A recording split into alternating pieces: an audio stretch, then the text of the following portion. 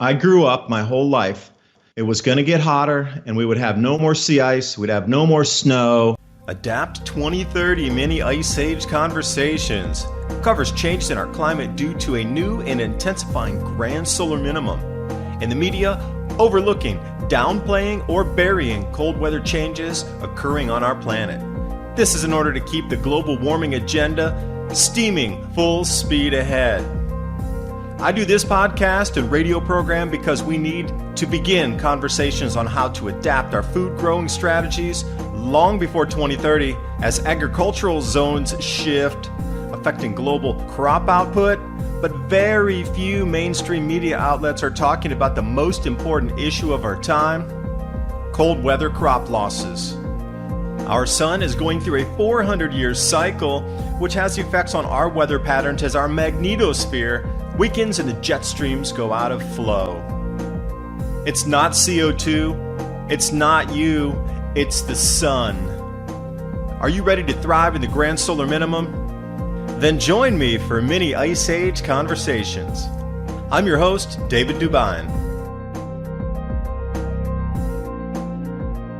And I do welcome you. Good afternoon, good evening, good morning, wherever you are on the planet. I'm your host today, David DuByne, Mini Ice Age Conversations, Studio A, Revolution Radio, every Thursday night from 10 p.m. to midnight. FreedomSlips.com, the number one listener-supported radio internet station on the planet.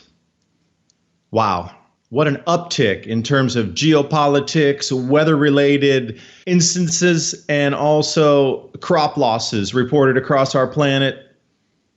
If you've been following my sojourn, speaking at Alternative View 10, just outside London, and Milton Keyes, an amazing estate up there, country estate, 300 people in attendance, all open mind, all talking about the changes occurring on our planet, why they're occurring, and trying to put A with B to get a more complete tapestry of how our world is moving forward.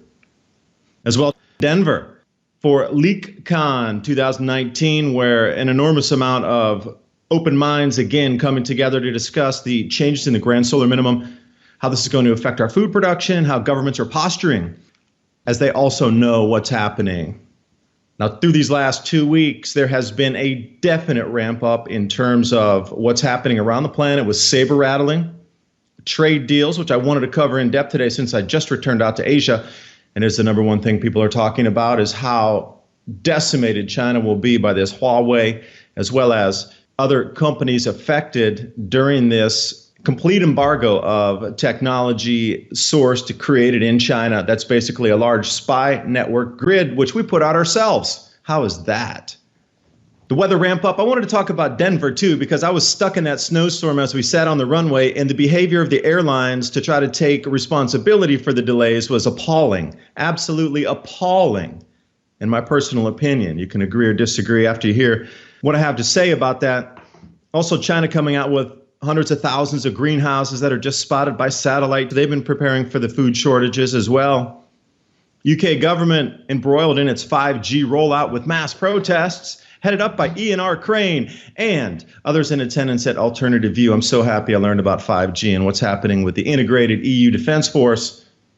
So many things are going on right now in terms of awareness globally of what's happening in this Grand Solar Minimum, the way it's going to intensify, affect food pricing, and then ultimately we're already starting to see it, how positions are being laid out for the future. So I wanted to start here with the awareness that's happening currently in terms of high-level people talking to government officials and government bodies, also spreading the awareness.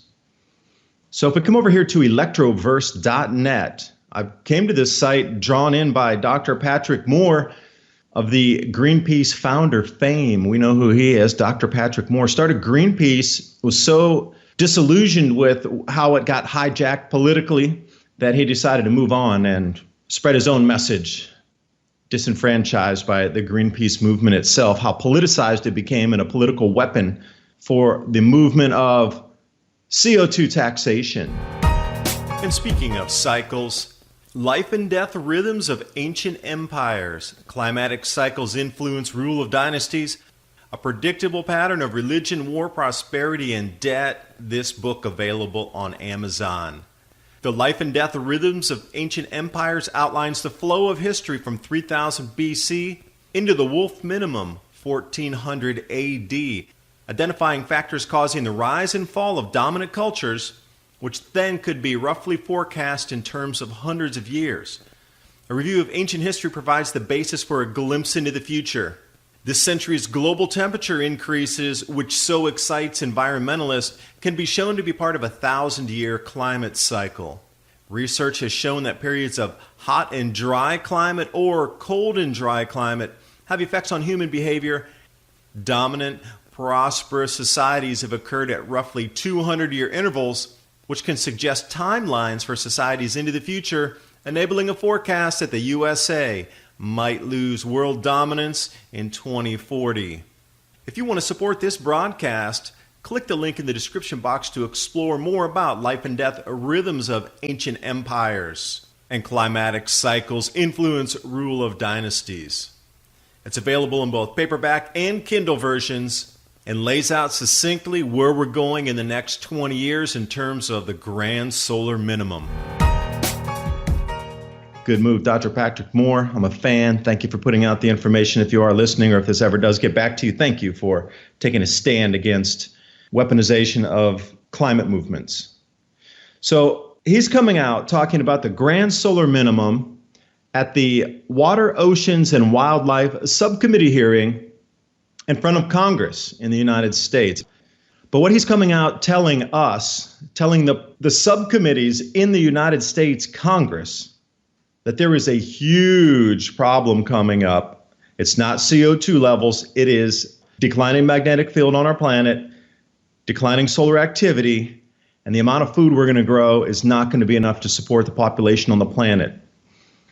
This is a huge uptick and a huge awakening for many in our elected official capacity in the United States. How many of them have heard this for only the first time? I know some consultants that are also talking with the Trump administration. That's firsthand. They're going to remain nameless.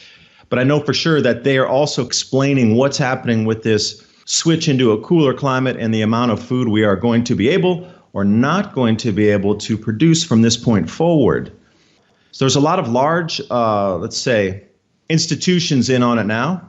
There's an awareness globally in most governments of what's happening, and they've been aware for years now. That's why you see a lot of the maneuvering politically. But now it's really coming out into the public eye. Like, these congressional hearings need to go out into the greater mainstream media, and parts of Dr. Moore's talk will also be captured by video and then sent out through social media streams. It is a huge deal what he's talking about in terms of this Grand Solar Minimum.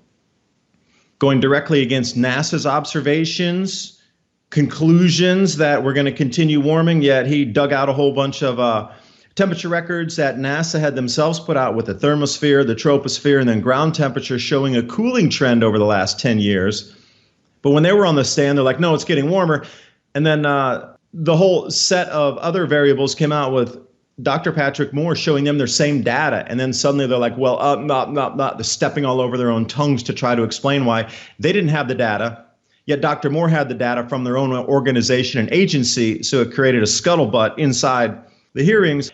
Wait a second, NASA presenting, you don't even have your own data, but somebody else that's not in NASA comes in and presents the NASA data showing cooling. This was the whole, if you're looking for one nugget to take away from that, also the increase in the Arctic ice, people coming out, other witnesses saying that there was a decrease in Arctic ice. Yet again, Dr. Patrick Moore pulling out the NSIDC and also the DMI Arctic ice charts and says, wait a second, it's gained in the winter and it's gaining in the low point melt right around September 1st is when we come to the most melt in the Arctic. And he's like, these 2 points are showing significant growth trends.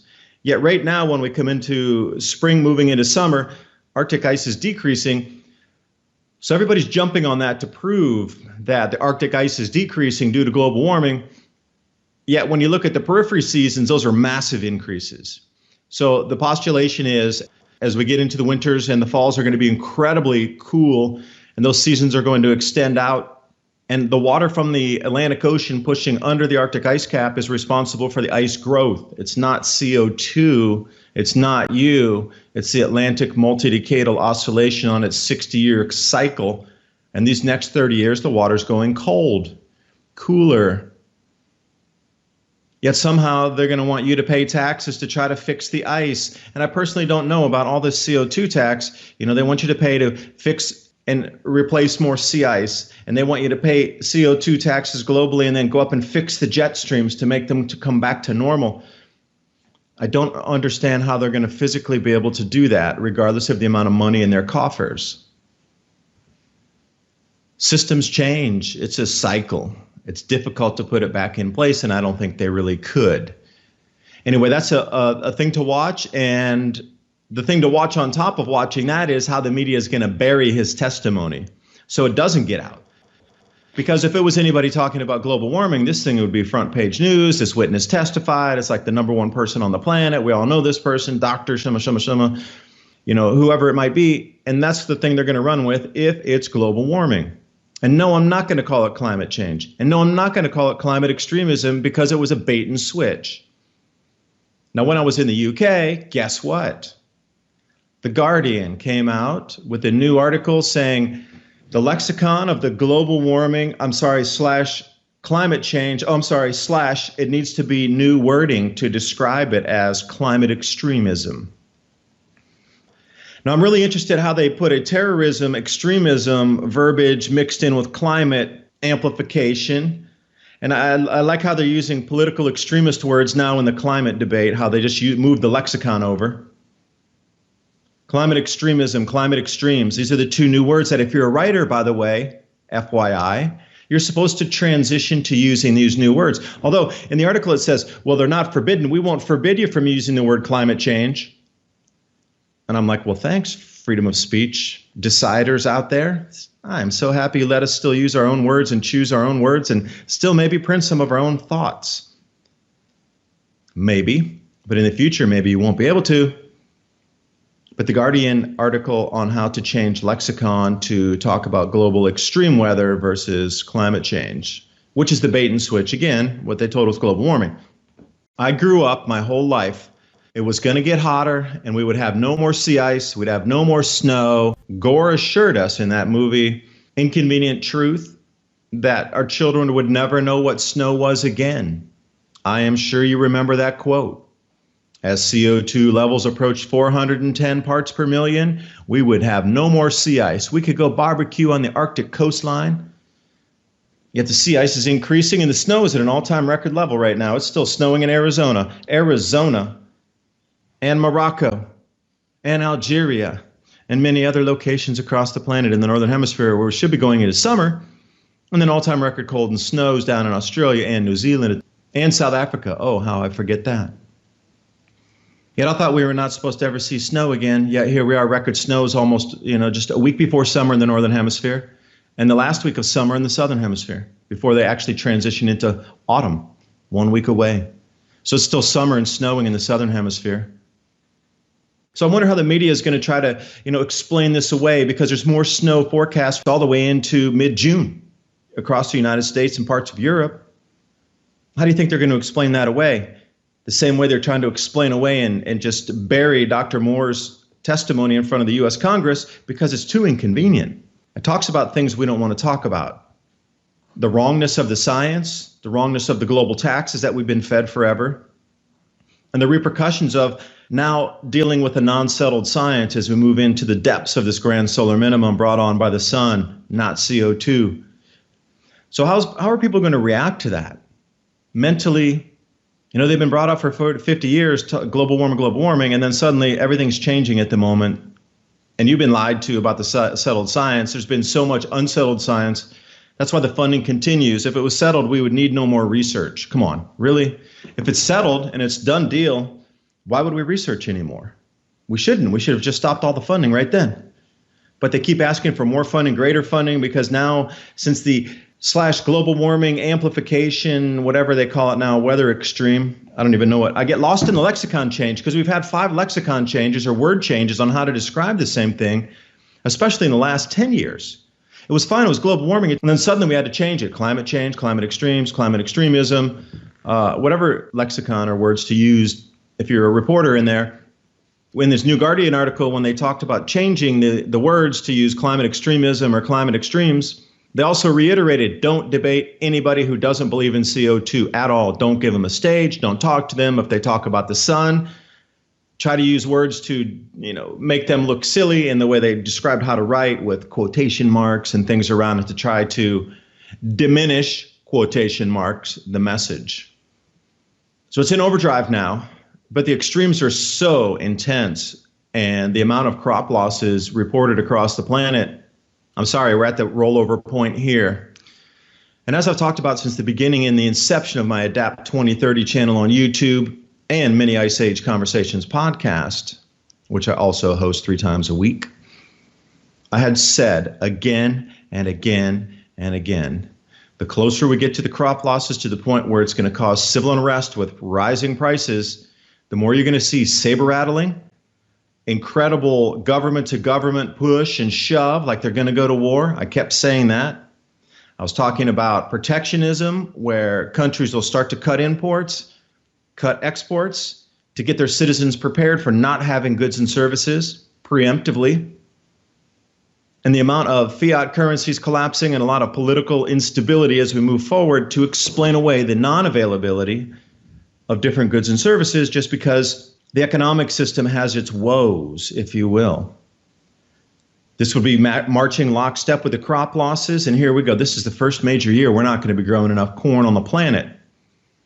Yet the markets aren't pricing it in because they don't want to put the fear factor, because as soon as the prices rise, the public wakes up and says, oh, bad harvest. How did that happen?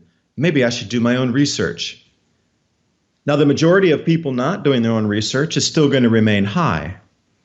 But the individuals who want to do research as to why the corn harvest was incredibly bad, poor, based on the late planting or non-planting across many areas in the U.S., preventing planting, people are going to start to look out for answers.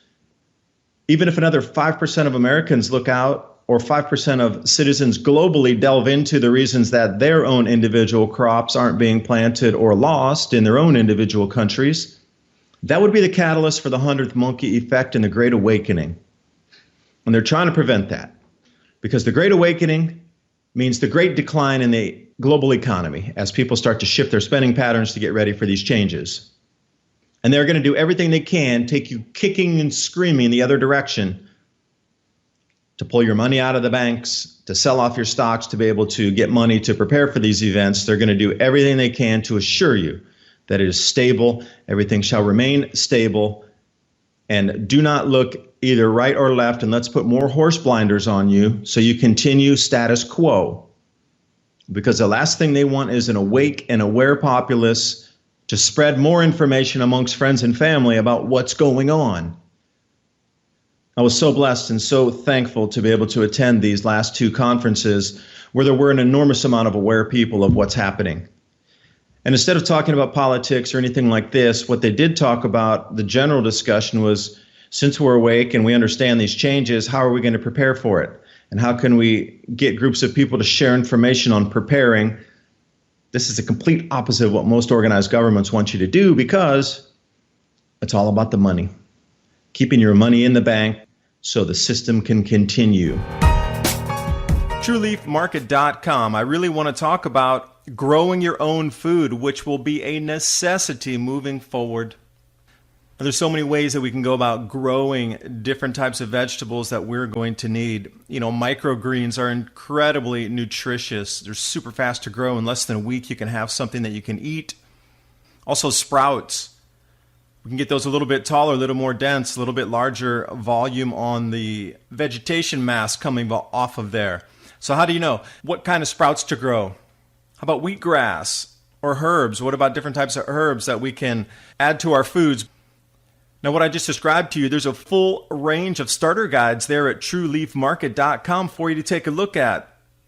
Even if it's just for your own knowledge and you don't purchase something from them, at least get the information so you know how to grow microgreens, you know how to grow sprouts, you understand what some of the herbs are for.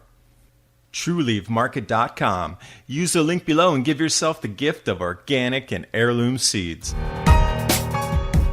Because great, 500 people in a room, 300 people over here, 200 over here. They have families, they talk to them. Okay, that's a few thousand individuals that understand the changes. Now we got Patrick Moore coming out and talking to the Congress. Now they can no longer bury their heads and say, we were not told. So I encourage you on a giant letter writing campaign that we start to talk to our elected officials by mail, written letter. They legally have to open it. They legally have to record your words in a written database, and they legally have to look at it, and they legally have to respond to you. If you send an email, they don't. They simply don't. If you call, they don't either. If you stop by the office, they'll register your name, but they don't have to do anything more legally. But if you write a letter, and if you get more than 20 letters coming in an office with the same type of subject matter, then they take it seriously. If they get more than 100 letters of the same subject matter, it's their number one priority, because they realize that only one out of like 100,000 people write a letter. And if you have 100 letters, they're talking about millions or tens of millions of people that actually took action. So it must be that much of an awareness that if they're getting 100 letters, they're looking at something like millions of people thinking about the same thing, but not saying the same thing, not actionable. So if we all write letters to the Congress people that were in Dr. Patrick Moore's speech and symposium and testimony inside the U.S. Congress, if we find out who they are, get writing, explain it. Like, what's their preparedness plan for the Grand Solar Minimum? So some of the questions you might be writing in these letters is, hello, elected representative. I'm a constituent and live in your state and your district. I saw Dr. Patrick Moore give testimony and you were sitting over on the left or on the right, or you were the chair, or you were somebody in that meeting. This is a very serious concern about our food supply in the United States or globally. What is your action plan? What are you doing? What steps are you taking to prepare us, the public? And if they get enough of these letters with real concerns about where our food supply is going, what if our food prices double, triple, and we lose the supply? Then what, Mr. or Mrs. Representative? What are we going to do? What are you doing to prepare to save and keep my family safe? These are the types of letters that need to be written and ask these hard questions to our public officials now that they know. Now that they know. Because they say in our Congress and House of Representatives that they're so connected on all the issues, that there's no division at all on any of the issues. Well, if that stands true, then whatever Dr. Moore talked about, then everybody in the elected body should understand it, because let's just use their own words back on them. They say they stand united on all issues. So why wouldn't they stand united on this issue as well? They have to all know the same information because they're so united on the issues. So then again, that's another way to come back and say, hey, you're the ones saying it in the news. Now I want to come back to the Denver snowstorm here. My own personal experience. I want to tell you about my experience. So I was speaking at the LeakCon event in Denver. It was the first one. It was well done. Out of a total range of 100, I would give it like a 92, 93. In terms of execution, we needed a little bit bigger screen so people could see the graphics better. That's an FYI. And also the times could be changed to give a little bit more break in between speakers. Otherwise, executed well, pulled off really well.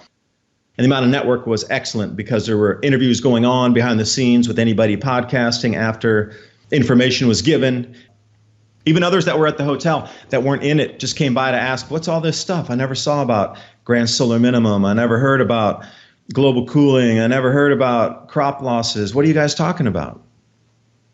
It was really good. And then, just people that were there decided to jump in and see what all the crop losses were about.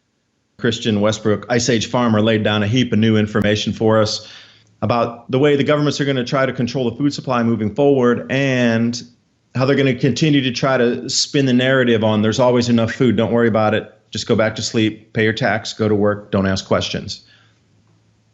So here I am in Denver. It was the 21st of May, which was it's a week before summer, officially. Memorial Day starts the official summer. That's barbecues, and thank you for our soldiers for putting their lives on the line, losing their lives so we'd be able to have free speech. Thank you so much. The sacrifices that our country gave so we could continue to speak freely are being eroded away from us. So Memorial Day, it's more than just Memorial Day this year. It's about protecting our free speech rights. So a week before summer, and I'm sitting in Denver, and after we left the conference, this was the last day, there was an enormous amount of people that had attended the symposium, LeakCon 2019, to discuss all the Grand Solar Minimum issues. We all got stuck at the airport in an ice and snowstorm with record snow in Denver. I mean record snow and record cold.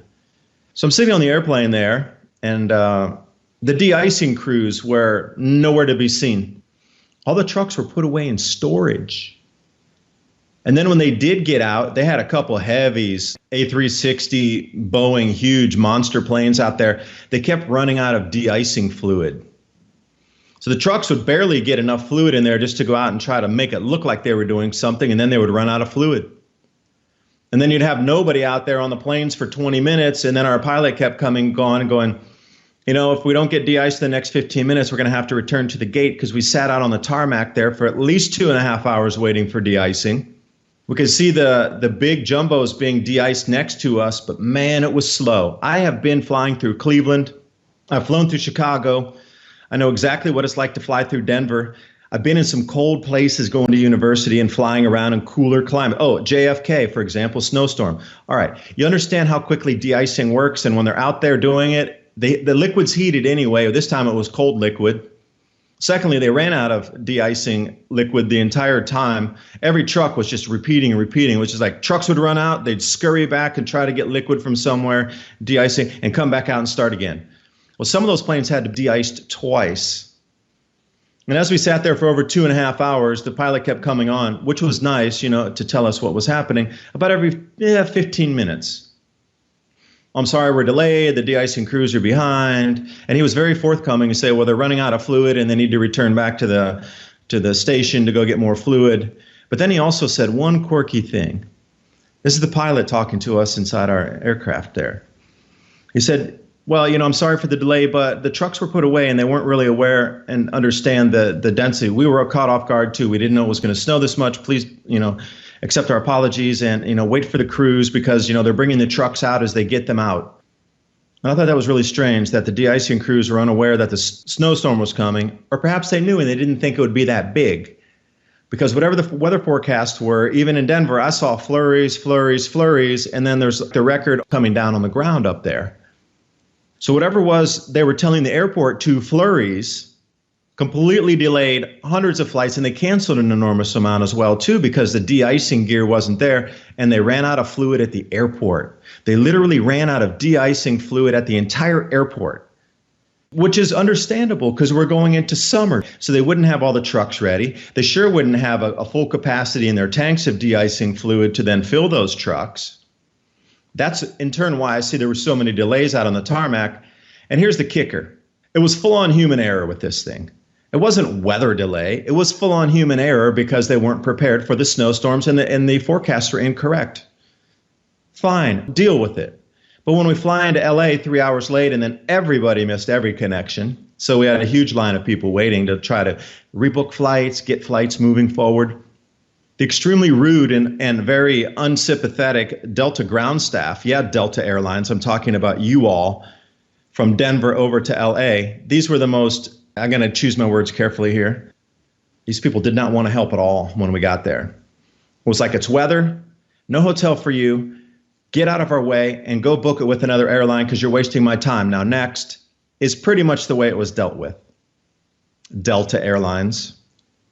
Your person was so rude, those ground staff were so rude and so unhelpful when we arrived. It was shocking. I should have taken video on how rude they were and just get out of my face and go deal with it yourself kind of attitude.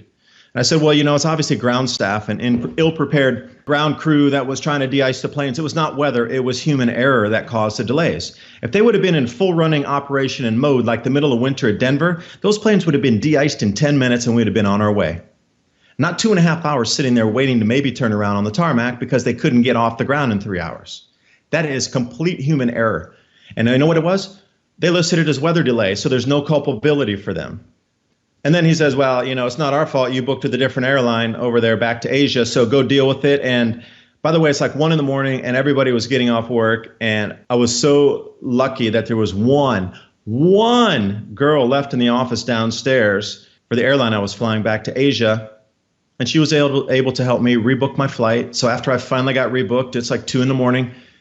No hotels anywhere. And then I try to get back to the Delta person and they're like, oh, no, if they've already dealt with you once, they don't want to deal with you twice because problem solved. They won't let you back in to talk to them again. And I thought, well, that's not very helpful. Because they said that they'd been working with another hotel, that they would have a discount hotel. They weren't willing to pay for it at all. So then I called the customer service helpline over at Delta themselves, and they're like, oh, why didn't that person offer you a hotel? That's strange. Why didn't they help you do that? And I said, well, I don't know.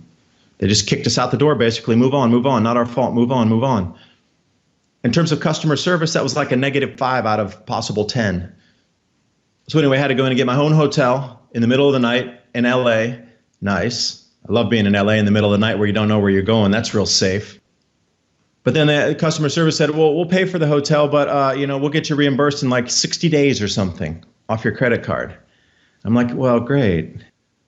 Anyway, I'm giving my personal opinion. I will never use Delta again. And Delta Airlines, shame on you for what you did. You guys, lied about what the causes were for the delays and the way you handled everything. Shame on you all. Bad customer service. You lost a customer, and here I am talking about with thousands of people listening on the radio program. And I'm also going to do videos on how horrendous it was because I was taking live video of the de-icing operations out of the window because we're sitting there for hours waiting for it to de-ice. So perhaps you may be saved in a hotel room, but I'm going to come out with video after video and continue to talk about this on the radio program. So hopefully thousands of people will hear how horrible of an airline and service that you provide. I hope anybody else never uses Delta again that's listening. Please use a different airline. I do not support the way they've treated anybody due to these weather delays. And, I'm pretty good with computers and I traveled a lot, but I would have felt incredibly sympathetic for somebody who didn't travel, would have been terrified to be in LA, didn't know where the schedule was, dark in the airport, a bunch of homeless people living in the airport, all walking around asking for money. I would feel incredibly sympathetic for somebody who was, from a foreign country that didn't know how to, and they got taken care of by Delta Airlines like that, kicked out of their lounge, just get out, you're done, go, move away, not let back in to even ask for help for a hotel. Wow, terrible, terrible. So anyway, it was Denver, most snow, and they broke the all-time snow record. And then the all-time record, cold records as well, smashed. This video is brought to you by our friends at TrueLeafMarket.com. Heirloom and organic seeds for any grow zone on our planet.